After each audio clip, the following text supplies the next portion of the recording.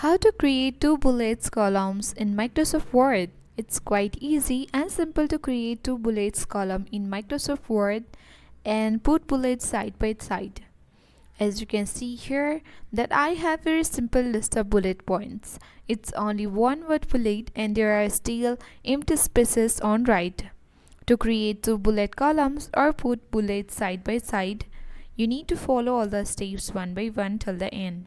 Without much ado, let's get started. We need to first specify the start point and then the end point of our list. Select all the list.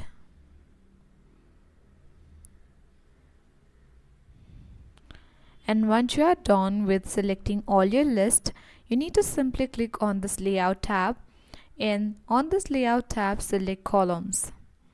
Here are different kinds of options. On this drop down menu box, simply select 2 as we want to create two bullet columns in Microsoft Word. And that's it.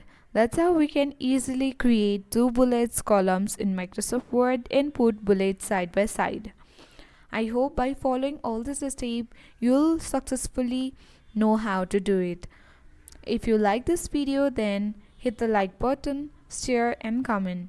Subscribe for more tech and tips. Thank you for watching.